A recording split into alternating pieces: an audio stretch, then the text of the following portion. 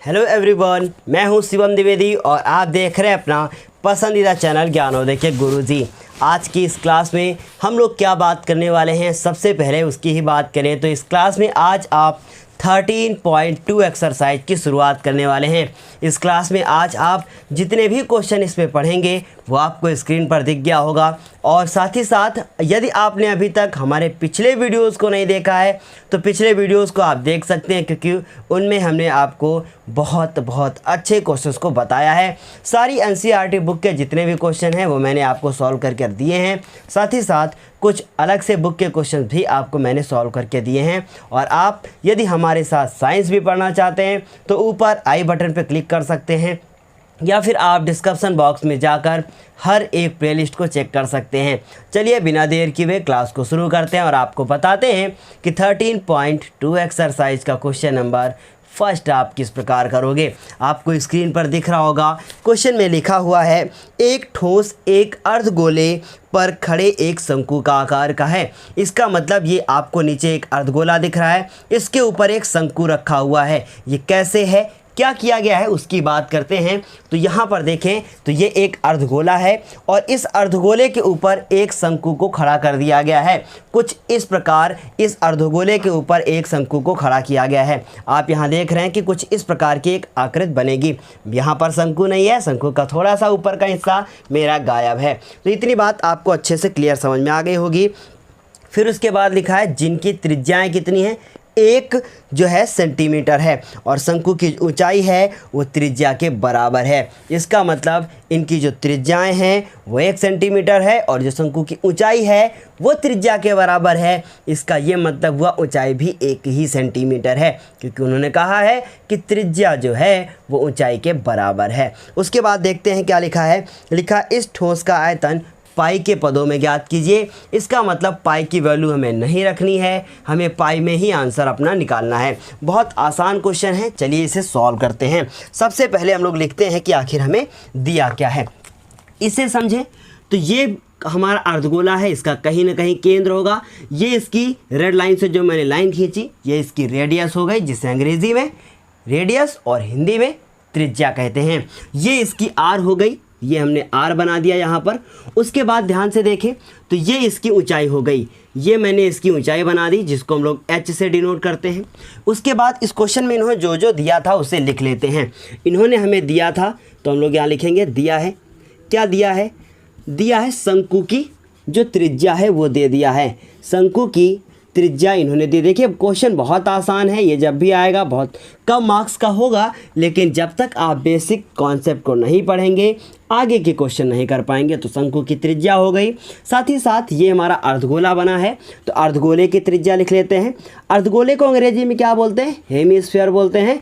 और जो शंकु होता है उसको हम लोग क्या बोलते हैं? कोन बोलते हैं। इतनी बात आपको अच्छे से क्लियर समझ में आ गई होगी कि अर्धगोले की त्रिज्या कितनी हो गई, वो भी 1 सेंटीमीटर हो गई।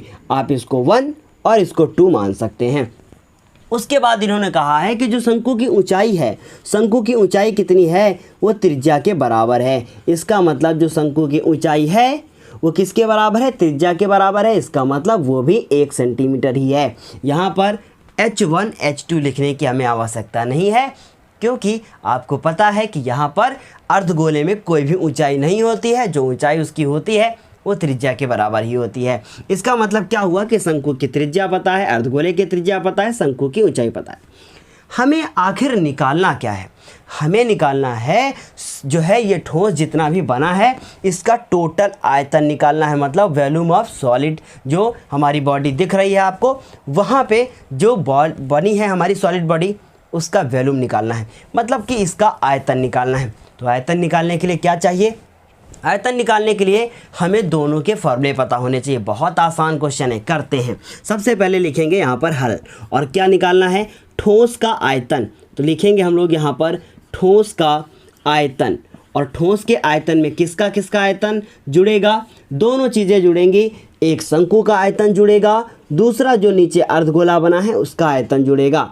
तो हमने यहाँ पर लिखा शंकु का आयतन प्लस आयतन, आ बना दिया है मैंने, आप लिख सकते हैं। उसके बाद देखिए क्या लिखा है? अर्धगोले का आयतन। अर्धगोले का आयतन। आप लोगों से एक रिक्वेस्ट है कि अभी तक यदि आपने वीडियो को लाइक नहीं किया है तो वीडियो को लाइक ज़रूर कर दीजिएगा और चैनल पे नए हैं तो चैनल को सब्सक्राइब कीजिएगा, क्योंकि आप लोगों के सपोर्ट के बिना मेरा आगे बढ़ना मुश्किल है। तो देखिए ज़रा ध्यान से, शंकु का आयतन क्या लिखा हुआ है, 1/3 पाई आर स्क्वायर एच। लेकिन शंकु के लिए हमने इसको R1 माना है तो R1 लिख सकते हैं। यदि आपका मन नहीं है तो आप नहीं भी माने तब भी कोई प्रॉब्लम नहीं है। अब बात करें अर्धगोले के आयतन की। अर्धगोले का आयतन क्या होता है, 2/3 पाई आर क्यूब होता है। तो हम लोग क्या लिखेंगे, लिखेंगे 2/3, उसके बाद पाई और आर क्यूब लिखेंगे। ध्यान से अगर आप इसे देखें तो 1/3 हो गया और पाई की वैल्यू मुझे नहीं रखनी है, अपना आंसर पाई में ही निकालना है। इसका मतलब पाई की जगह पे कुछ नहीं होगा, सिर्फ पाई होगा और R1 की जगह पे 1 रखेंगे और 1 का स्क्वायर करेंगे, क्योंकि उन्होंने R1 की वैल्यू 1 बोली है। उसके बाद बात करें H की तो वो भी 1 है, 1 ही लिखा मैंने। फिर उसके बाद ये हो गया 2/3 और पाई को पड़ा रहने दिया। फिर देखिए ज़रा ध्यान से, ये हो गया R क्यूब, इसका मतलब 1 की पावर 3। और आपको पता है कि 1 के ऊपर चाहे जितनी भी पावर लगा दी जाए आंसर हमेशा 1 ही होता है। इसके लिए क्या करेंगे, ये हो जाएगा 1/3 और 1 का क्यूब 1, 1 का क्यूब 1 का स्क्वायर 1 और उसके बाद 1 से मल्टीप्लाई हुआ 1, फिर 1 का पूरे से मल्टीप्लाई हुआ। तो इसका मतलब क्या हुआ, इसका मतलब ये हुआ कि ये हो गया पाई/3। कितना आंसर आ गया, पाई/3 आंसर आ गया, क्योंकि देखिए ऊपर सिर्फ पाई मिलेगा, नीचे से 3 मिलेगा। फिर बात करें यहाँ पर तो देखिए ज़रा 2 और पाई, और इसे पता ही है आपको कि 1 हो जाएगा। इसका मतलब ये 2 पाई हो गया और अपॉन में कितना हो गया, 3 हो गया। अब क्या करना है, अब इसे हमें जोड़ देना है, मतलब कि ऐड कर देना है। 3 और 3 का आपको लासा अगर जो है निकालना आता है तो 3 और 3 का लासा कितना होगा, 3 ही होगा। फिर देखिए मैं भी आपको थोड़ा सा कुछ ऐसा बताऊंगा जो आपसे अक्सर एग्ज़ाम में गलत हो जाता है। फिर आप लोग क्या करते हैं, फिर वहाँ पे एग्जामिनर ज़रूर नंबर आपके काटता है और फिर प्रॉब्लम होती है। इसका मतलब क्या करें, 3 और 3 का लासा लिया, 3 से 3 कैंसिल हो गया, क्या बचा, पाई हो गया। उसके बाद देखें 3 से 3 फिर कैंसिल हुआ, क्या हुआ, 2 पाई हुआ। तो यहाँ पर मैंने 2 पाई लिखा। अगर 1 पाई में 2 पाई और जोड़ दिया जाए तो कितना आंसर आएगा, 3 पाई आएगा। और बटे में कितना लिखेंगे, बटे में ये क्या लिखा हुआ है, 3 लिखा हुआ है, तो मैंने यहाँ पर बटे में 3 लिखा। 3 से 3 कैंसिल हो गया, आंसर कितना आया, पाई। क्या ये कंप्लीट आंसर है, नहीं, अभी यूनिट लिखना बाकी है। और यूनिट में क्या लिखोगे, आप आयतन निकाल रहे हो और सारी वैल्यू सेंटीमीटर में थी, इसलिए आप सेंटीमीटर क्यूब लगाओगे। यही भूल जाते हैं आप एग्ज़ाम में, क्या लिखेंगे, सेंटीमीटर क्यूब लिखेंगे। इस तरीके से फर्स्ट क्वेश्चन मैंने यहाँ पर कंप्लीट किया। बहुत आसान था, आप चाहें तो इसकी स्क्रीनशॉट ले सकते हैं।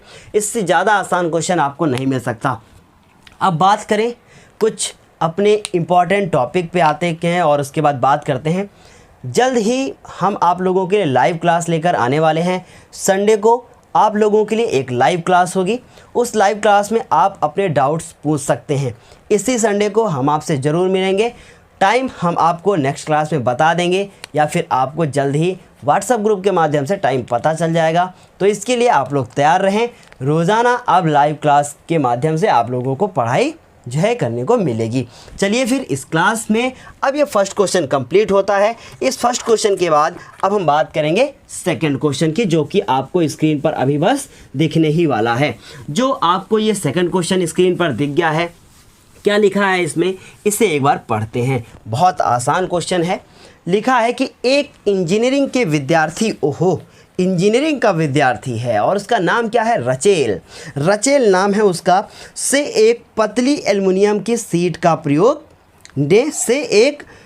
एक इंजीनियरिंग के विद्यार्थी रचेल से एक पतली एल्युमिनियम की सीट का प्रयोग करते हुए एक मॉडल बनाने के लिए कहा गया। मतलब रचेल से कहा गया कि आप मॉडल बनाइए। फिर आगे क्या कहता है, फिर उन्होंने कहा जो एक बेलन के आकार का हो। देखिए क्वेश्चन को रीड करना बहुत ज़्यादा इंपॉर्टेंट है।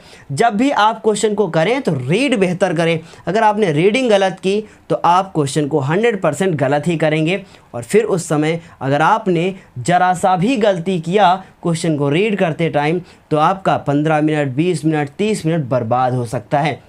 और फिर वहाँ पे ये प्रॉब्लम होती है कि जो आपको 3 घंटे अपने आप को साबित करने के लिए मिले हैं वो 3 घंटे आपके बर्बाद हो जाते हैं। इसलिए क्वेश्चन को पहली चीज़ कि आप अच्छे से रीड करें, ये बहुत ध्यान देने वाली बात है। तो क्या लिखा हुआ है, कहा गया है कि मॉडल बनाओ और ये मॉडल एक बेलन के आकार का हो और जिसके दोनों सिरों पर 2 शंकु जुड़े हों।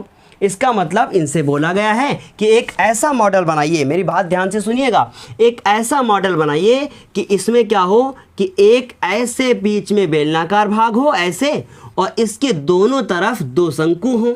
तो देखिए ज़रा ध्यान से, ये ऐसे बेलन हो गया और चाहे तो आप इसको स्टैंडिंग पोजीशन में बना सकते हैं। इसका मतलब स्टैंडिंग पोजीशन का मतलब ऐसे खड़ा खड़ा डायग्राम बना सकते हैं।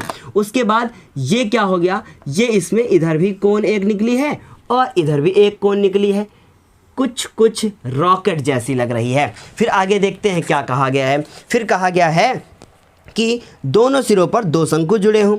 इस मॉडल का व्यास, इसका मतलब जो इसकी ये वाली चौड़ाई है ये कितना हो, 3 सेंटीमीटर हो। इसका मतलब अगर हम इसका व्यास लिखना चाहें तो क्या लिखेंगे, इसका व्यास लिखेंगे 3 सेंटीमीटर। कहाँ पर लिखेंगे व्यास, ये व्यास यहाँ से लेकर यहाँ तक, ये वाला व्यास जो आपको रेड लाइन से दिख रहा है ये यहाँ पे दिया गया है। तो इसको हम ऐसा करते हैं कि यहाँ पर ऐसे लाइन खींचते हैं और यहाँ लिख देते हैं 3 मीटर। ऐसे इन्होंने बताया गया है ना, ऐसे कहा गया है कि 3 सेंटीमीटर, सॉरी क्या बोला गया है, 3 सेंटीमीटर। 3 मीटर तो बहुत बड़ा हो गया भाई, है ना, 3 सेंटीमीटर। फिर आगे बढ़ते हैं, इसकी लंबाई कितनी हो, 12 सेंटीमीटर। बहुत ज़्यादा इंपॉर्टेंट बात, यहाँ से यहाँ तक कितना हो, 12 सेंटीमीटर हो। क्लियर है इतनी बात, आगे पढ़ते हैं। फिर उन्होंने कहा कि यदि प्रत्येक शंकु की ऊंचाई 2 सेंटीमीटर हो, इसका मतलब जो ये शंकु यहाँ पर बना है इसकी ये वाली ऊंचाई कितनी हो, 2 सेंटीमीटर। 2 सेंटीमीटर, तो इधर से भी ये कितना होगा, ये भी कितना होगा, 2 सेंटीमीटर। उम्मीद है इतना आपको बेहतर समझ में आ रहा होगा। अगर आपको छोटा दिख रहा है तो आप मुझे बता सकते हैं। फिर उसके बाद देखिए लिखा है, तो रचेल द्वारा बनाए गए मॉडल में अंतर्वेष्ट हवा का आयतन ज्ञात कीजिए और यह मान लीजिए कि मॉडल की आंतरिक और बाहरी विमाएं लगभग बराबर हैं। इसका मतलब क्या है कि कुछ लोगों के दिमाग में ऐसा कुछ हो जाता है कि सोचते हैं कि बाहरी त्रिज्या तो कुछ और होगी, आंतरिक त्रिज्या तो कुछ और होगी। अब मुझे निकालना क्या है, इसमें निकालना मुझे यह है कि इसके अंदर कितनी हवा आएगी। हवा आने का सेंस ये है कि इसके अंदर कितना आयतन है। ध्यान से मेरी बात को सुनिएगा, आयतन निकालना है तो हम लोगों को क्या क्या चाहिए, हम यहाँ पर लिखते हैं कि आखिर हमको क्या क्या दिया है। मेरी बात ध्यान से सुनिएगा, क्या क्या हमको दे रखा है उसको लिखते हैं। क्या दिया है, हमें दिया क्या है, एक तरफ हम लोग लिख लेते हैं शंकु और दूसरी तरफ लिख लेते हैं बेलन। ऐसे इसको 2 हिस्सों में डिवाइड कर देते हैं। उसके बाद शंकु में अगर ध्यान से आप देखें तो शंकु की त्रिज्या, मतलब इसको हम लोग r लिख सकते हैं। कितनी दी है, वही होगी जो यहाँ से यहाँ तक 3 दे रखी थी। इसका मतलब व्यास का आधा कर देंगे तो 3/2 सेंटीमीटर। अब बात करें शंकु की ऊंचाई की, जिसका हम लोग h नाम दे देते हैं। कितनी दी है, अब बहुत इंपॉर्टेंट बात कि शंकु की ऊंचाई क्या होगी, यहाँ से लेकर यहाँ तक, इसका मतलब ये 2 सेंटीमीटर। अब बेलन की बात करें तो बेलन में त्रिज्या को हम लोग कैपिटल R लिख देते हैं। कितनी दी है बेलन की त्रिज्या, वही तो त्रिज्या है ना बेलन की, इसका मतलब ये भी कितना है, 3/2 सेंटीमीटर। क्लियर है इतनी बात, आपको अच्छे से समझ में आ रही होगी। इसके बाद बेलन की ऊंचाई की बात करें, ये सबसे ज़्यादा इम्पॉर्टेंट पॉइंट है इस पूरे क्वेश्चन का, क्योंकि हमें यहाँ से लेकर यहाँ तक की वैल्यू पता है। इसका मतलब हमें यहाँ से यहाँ तक निकालना है, तो इस 12 में से कुछ जो है हमको कटनी छटनी करनी पड़ेगी। कटनी छटनी का मतलब समझ लो, इधर से काटो इधर से काटो। अब कैसे कटनी छटनी होगी, देखो जरा ध्यान से, ये पूरी लाइन है, इसको इधर से काट दिया जाए, इसको इधर से काट दिया जाए, तो स्टेटमेंट में क्या लिखेंगे, स्टेटमेंट में लिखेंगे कि कुल ऊंचाई जितनी दी है उसमें से ये वाली ऊंचाई और ये वाली ऊंचाई को माइनस कर देंगे। इसका मतलब हम लोग लिखेंगे h बराबर क्या, कुल ऊंचाई, और कुल ऊंचाई में से क्या माइनस करेंगे, दोनों तरफ की ऊंचाइयों को माइनस कर देंगे, मतलब 2h माइनस कर देंगे। क्लियर इतनी बात, आ रहा होगा समझ में थोड़ा थोड़ा कि मतलब कुल ऊंचाई का मतलब ये यहाँ से यहाँ तक, ये ऊंचाई और ये ऊंचाई माइनस कर दिया तो कुल ऊंचाई कितनी हो गई, कुल ऊंचाई हो गई हमारी 12 सेंटीमीटर। और उसके बाद 2 लिखा, h की वैल्यू कितनी है 2, तो 2 गुणे 2 कर दिया मैंने, कितना बचेगा 12 और 2 दूनी 4, 12 में 4 चले गए, कितने बचे 12 में 4 गए तो कितने बचे 8 सेंटीमीटर। इस तरीके से हमने सब कुछ निकाल लिया है। अब इसको हल करना शुरू करते हैं। अब ध्यान से मेरी बात को समझिएगा। हल में क्या लिखेंगे, हवा का आयतन, हवा का आयतन कैसे कैसे निकालेंगे हम लोग, लिखेंगे सबसे पहले लिखेंगे शंकु का आयतन। क्या लिखेंगे, शंकु का, क्योंकि यहाँ पर शंकु बन रहा है। और कितने शंकु बन रहे हैं, 2 शंकु बन रहे हैं, तो हम लोग लिखेंगे दोनों शंकु का आयतन, है ना, दोनों शंकुओं का आयतन। या फिर आप लिख सकते हैं 2 गुणे शंकु का आयतन, तो ये 2 नहीं है, ये शंकु है। दोनों शंकुओं का आयतन, volume of both cone. Okay, अब देखो जरा ध्यान से, बीच में क्या बना है, बीच में बेलन बना है। इसका मतलब क्या लिखेंगे, बेलन का आयतन। क्या लिखा मैंने, बेलन का आयतन। क्लियर है, इतनी बात आपको अच्छे से समझ में आ रही होगी। मेरे साथ थोड़ा थोड़ा आराम आराम आप पढ़ें तो ज़्यादा बेहतर है। बाकी रेगुलर क्लास हम आप लोगों के लिए डेली लेकर आ ही रहे हैं। इस समय कुछ ज़रूर प्रॉब्लम है, तो ये मैंने क्या किया, 2 लिखा और एक शंकु के आयतन से उसको गुणा कर दिया। फार्मूला याद है कि नहीं, अगर फार्मूला याद नहीं है तो फिर आप बहुत गलत राह पर जा रहे हो, आपको फार्मूले ज़रूर याद करने हैं। अब देखो ज़रा ध्यान से, बेलन क्या होता है, पाई r स्क्वायर h। लेकिन एक बात की समस्या है, समस्या इस बात की है कि इस बेलन में हम लोगों ने r को स्मॉल नहीं कैपिटल माना था, इसलिए हम लोग r की जगह पर क्या लिखेंगे, कैपिटल R लिखेंगे और स्मॉल h की जगह पर कैपिटल H लिखेंगे। क्लियर है, क्लियर है ना इतनी बात। अब आगे देखो जरा ध्यान से, 2 एक कम 2 कर दिया मैंने, क्या कर दिया 2 एक कम 2, तो ये हो गया हमारा 2 बटे में कितना 3, फिर कितना है पाई को पाई लिख दिया मैंने। अभी देखो पाई को पाई छोड़ देते हैं, तो पाई को पाई छोड़ दिया। आर की वैल्यू को देखो जरा ध्यान से, आर की वैल्यू कितनी है, यहाँ से लिखते हैं 3/2, कितना लिख दिया 3/2 लिख दिया। उसके बाद कितनी बार लिखना है, 2 बार लिखना है। 2 बार क्यों लिखना है, 2 बार इसलिए लिखना है क्योंकि उसके ऊपर पावर 2 है। फिर h की बात करें, h कितना लिखना है 2 लिखना है। ध्यान से देखें, उसके बाद प्लस, पाई को ही क्यों छोड़ें, इसको भी 22/7 लिख लेते हैं, थोड़ा आसान हो जाएगा। फिर पाई को देखो, यहाँ पे कितना लिखते हैं 22/7 लिखते हैं। फिर उसके बाद देखो क्या किया, कैपिटल R वो भी 3/2 है, तो इसका मतलब वो भी 3/2 लिखी जाएगी। उसके बाद h कितनी बार 3/2 लिखा जाएगा, 2 बार, 3/2। उसके बाद h की बात करें, h क्या है, बेलन की ऊंचाई है जो कि कितनी दी है 8, इसका मतलब यहाँ पर कितना लिखोगे आप 8। बस अब क्या करना है, इसको सॉल्व करना है। देखो ज़रा ध्यान से, क्या करते हैं, इन 2 से 2 को उड़ा देते हैं और इनको 2 से 2 से उड़ा दिया, 3 को 3 से, क्या बचा 22 बचा, गुणे में कितना 3 बचा, और अब बटे में कितना बचता है यहाँ पर 7 प्लस। फिर यहाँ देखो ज़रा ध्यान से, 2 से इसको कैंसिल आउट किया तो 2 4 को 8, फिर 2 से इसको काउंट कर दिया हमने, गुणा कर दिया, भाग कर दिया, सब कुछ कर दिया, कितना हो गया 2 बचा। कुछ अब कटेगा वटेगा नहीं, चुपचाप नोट करना है। मतलब 22 गुणे 3, फिर गुणे 3, फिर गुणे में 2, और बटे में कितना, बटे में 7। अब 22 को 3 से गुणा किया तो 66 66, फिर उसके बाद प्लस 22 को गुणा करना है 3 से, फिर उसको गुणा करना है फिर 3 से, फिर गुणा करना है फिर 2 से। इसका मतलब 3 को 9, 9 दूनी 18, 18 को 22 से गुणा करते हैं तो 18 दूना 36 के 6, हासिल लगे 3। देखिए डायरेक्ट कैसे गुणा कर रहे हैं, पहले छोटी छोटी वाली संख्याओं को कर लिया। अब क्या करना है, जब छोटी संख्याओं का गुणा हो गया है तो इसका मतलब 18 दूना 36, हासिल लगे 3, फिर 18 दूना 36 और 36 में 3 जोड़ दिए, कितने हो गए 39, बटे में कितना 7।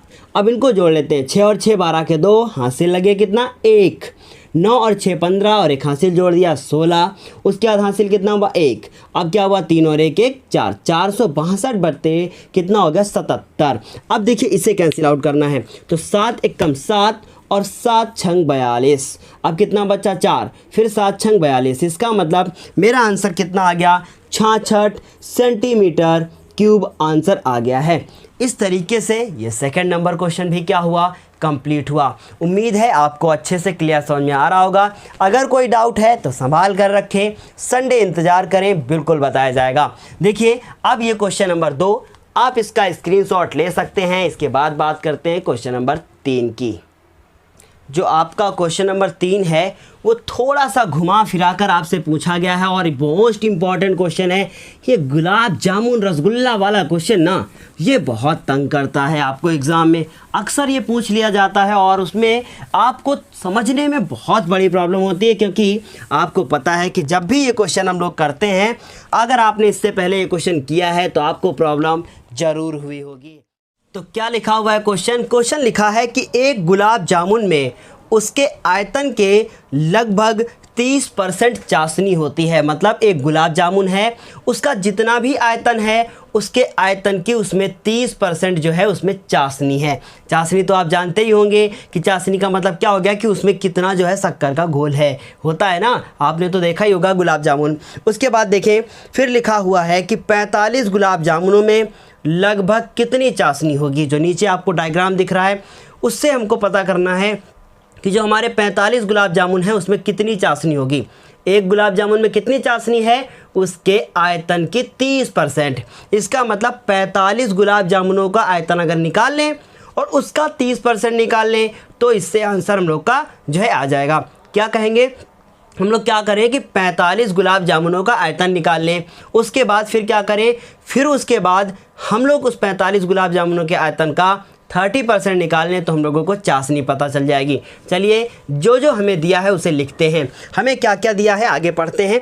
लिखा है जिसके दोनों सिरे अर्धगोलाकार हैं। इसका मतलब ये गुलाब जामुन जो है आपको यहाँ पर दिख रहा है किस आकार का है, बेलन के आकार का, क्योंकि क्वेश्चन में लिखा है कि प्रत्येक गुलाब जामुन एक बेलन के आकार का है जिसके दोनों सिरे अर्धगोलाकार हैं। इसका मतलब ये जो है इधर से भी अर्धगोला है और इधर से भी क्या है, अर्धगोला ही है।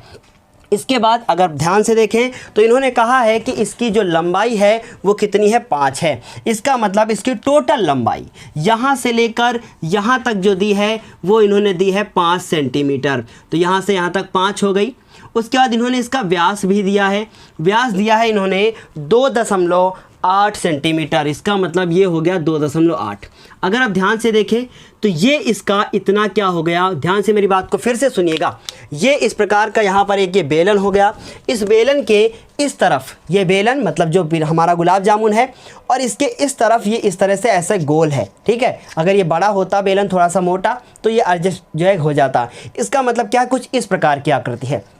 तो इसकी कुछ ना कुछ त्रिज्या होगी, इसकी कुछ ना कुछ ऊंचाई होगी, लेकिन इन्होंने संपूर्ण ऊंचाई दी है, टोटल हाइट दी है। तो देखिए ज़रा ध्यान से कैसे करते हैं इसको। सबसे पहले हम लोग यहाँ लिखेंगे कि हमारे बेलन में क्या क्या दिया हुआ है।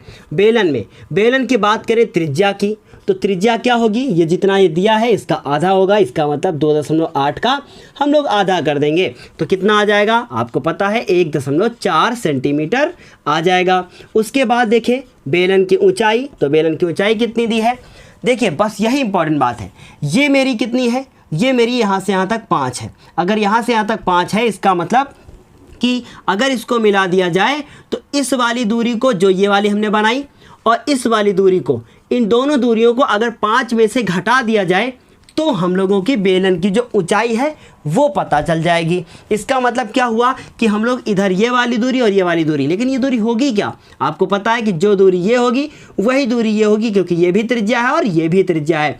इसका मतलब हम लोग क्या करें, सबसे पहले इधर लिखें कि आखिर हमको गोले में क्या क्या दिया हुआ है। तो हम पहले लिखते हैं गोला, तो गोला नहीं है, यहाँ पर क्या है, अर्धगोला है। तो अर्धगोला, इसमें आखिर हमको क्या क्या दिया है, इसमें हमको आर दिया है, जो इसका आर वही उसका आर। इसका मतलब 1.4 सेंटीमीटर। उसके बाद अगर आपको ये समझ में नहीं आया तो आप इसको 2.8/2 लिख सकते हैं, जिसको आप 1.4 सेंटीमीटर कर सकते हैं। इसको काटने के बाद ये आएगा। इसका मतलब रेडियस हम लोगों को पता चल गई। तो अर्धगोले के लिए आप कैपिटल आर लिख लीजिए और उसके बाद इसके लिए हम लोग स्मॉल आर लिख लें। अब बेलन की ऊंचाई कैसे निकलेगी, ध्यान से सुनिएगा।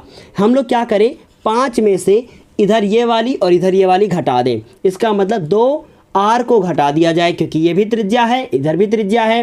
तो इसका मतलब 5 में से 2 आर घटा दो। इसका मतलब 5, 2 लिखा, और आर का मान आखिर है क्या, 1.4। तो हम यहाँ पर 1.4 लिखेंगे। 5 हो गया, 2 से इसको गुणा कर देंगे तो कितना होगा, 2.8 होगा। अब 5 में 2.8 घटा दो, कैसे घटाया जाएगा? 5.0, 2.8 घटा दिया, 10 में 8 गए 2, फिर उसके बाद 2 में 2 गए, फिर इसके बाद 2। इसका मतलब क्या हुआ? 2.2 सेंटीमीटर। ये आ गई है हमारी जो बेलनाकार भाग है उसकी ऊंचाई पता हो गई है। अब हमको करना क्या है? अब हमें एक गुलाब जामुन का क्या निकालना है? आयतन निकालना है। बाद में उसको हम 45 से गुणा कर देंगे तो 45 गुलाब जामुनों का आयतन हमको पता हो जाएगा। तो चलिए ऐसा करते हैं कि सारे गुलाब जामुनों का आयतन निकाल लेते हैं, लेकिन उससे पहले हमको एक का निकालना पड़ेगा। तो हम लोग लिखेंगे एक गुलाब जामुन का आयतन। क्या लिखेंगे? एक गुलाब जामुन का आयतन। तो कैसे किया जाएगा? एक गुलाब जामुन का आयतन क्या होगा? ध्यान से मेरी बात को सुनिएगा।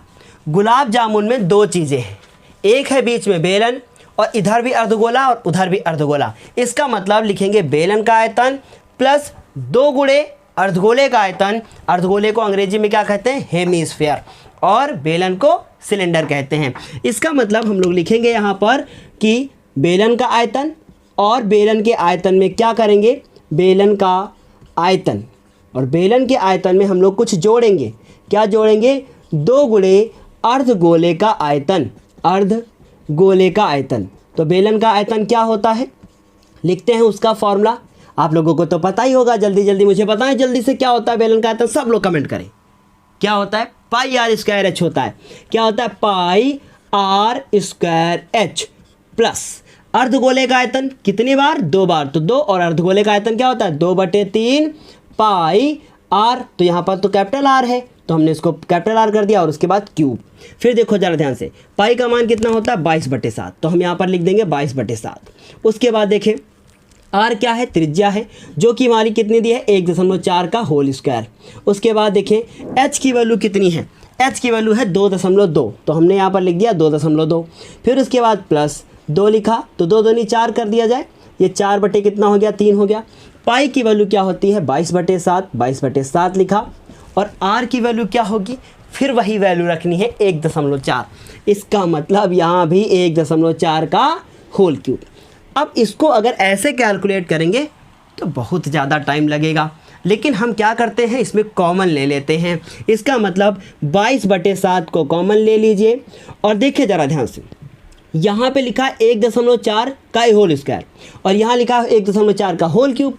इसका मतलब 2 बार इसमें 1.4 लिखा है और इसमें 3 बार लिखा है, तो 2 बार कॉमन मिल सकता है, क्योंकि सबसे कम संख्या में जो लिखा है वो कॉमन ले सकते हैं। इसका मतलब 1.4 का जो होल स्क्वायर है वो कॉमन ले लिया हमने। यहाँ पे कौन सा चिन्ह है? गुणे का।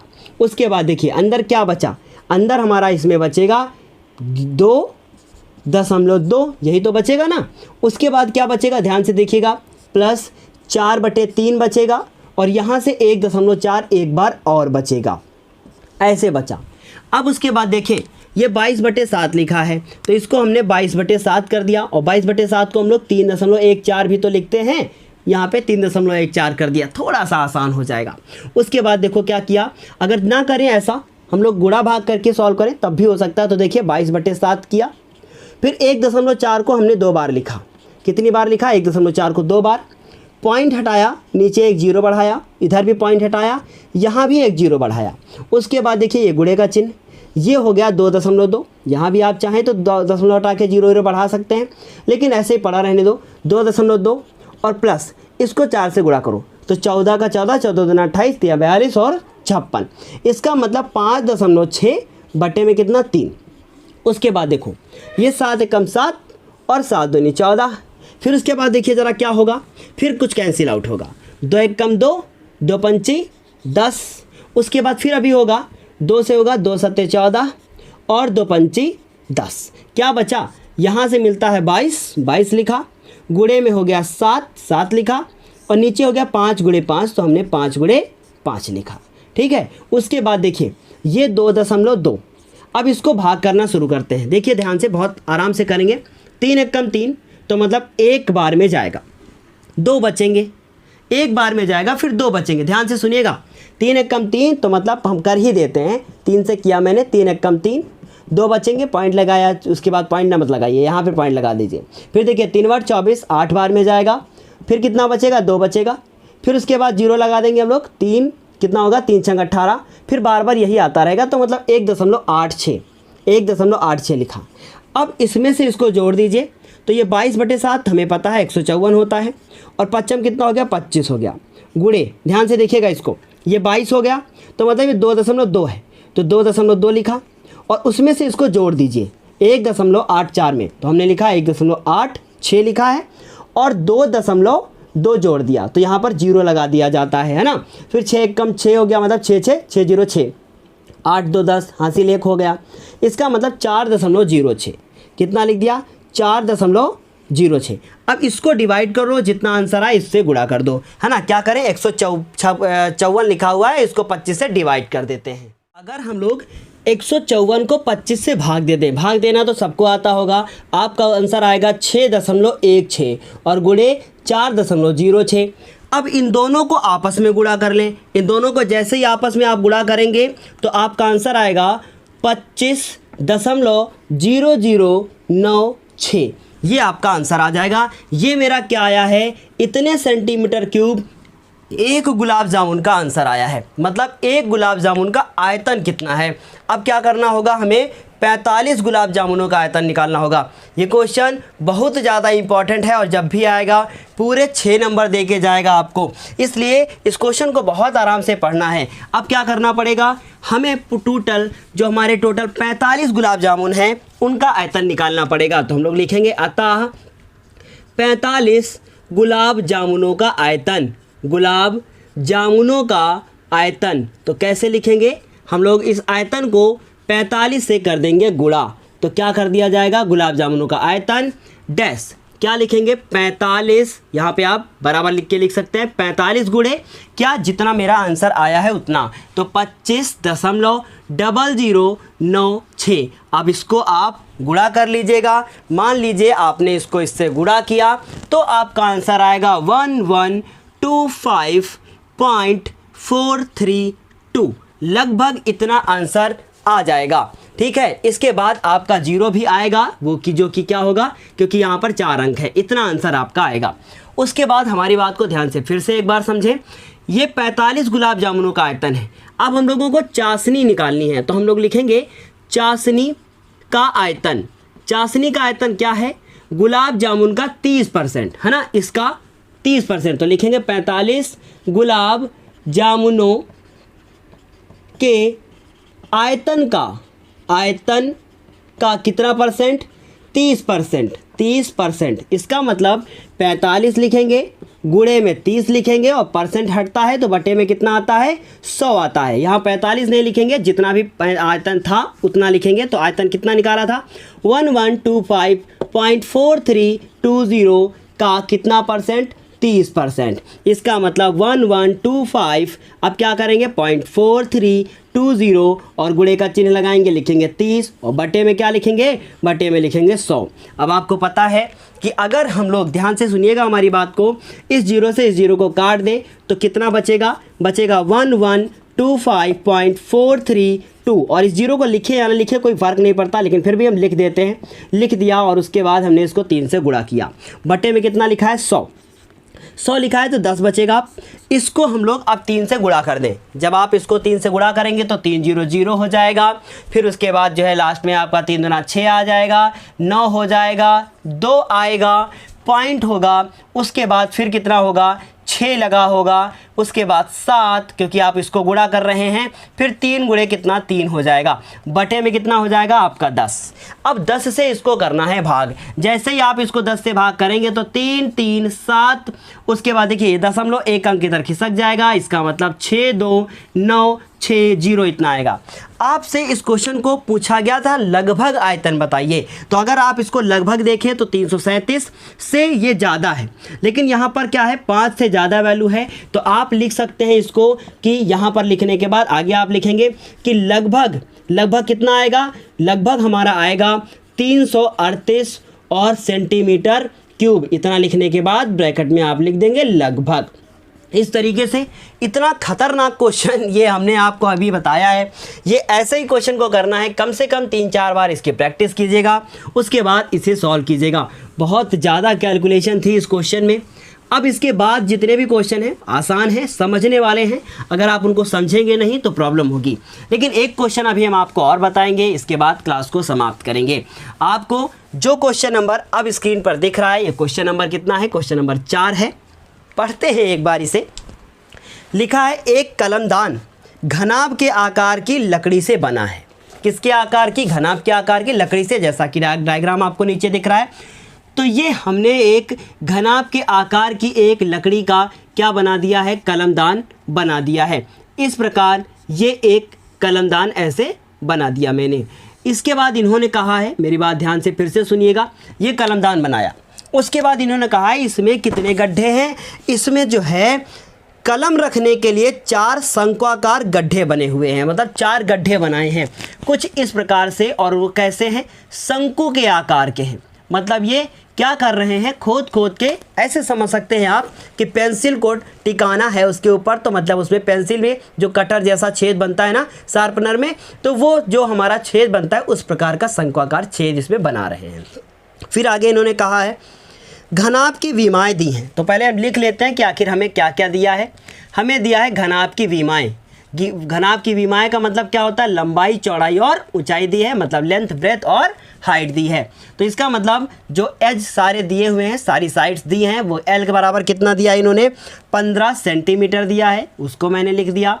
बी बराबर कितना दिया है? 10 सेंटीमीटर, उसको लिख लिया। एच बराबर दिया है इन्होंने 3.5 सेंटीमीटर, उसको लिख लिया। फिर उन्होंने कहा है कि जो गड्ढे की त्रिज्या है, और गड्ढा कैसे आकार का है? गड्ढा हमारा किसके आकार का है? शंकु के। इसका मतलब गड्ढे की त्रिज्या, तो ये किसकी त्रिज्या होगी? शंकु की त्रिज्या होगी, उसको नोट कर लिया हमने।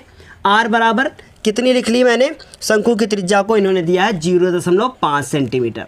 फिर उसके बाद उसकी गहराई दी है 1.5 सेंटीमीटर। गहराई का मतलब जो गड्ढा बनेगा उसकी वो गहराई, तो गहराई मतलब ऊंचाई दी है। तो इसका मतलब हम लोग यहाँ लिखेंगे गड्ढे की गहराई, जिसको हम लोग किससे लिख देंगे? एच से।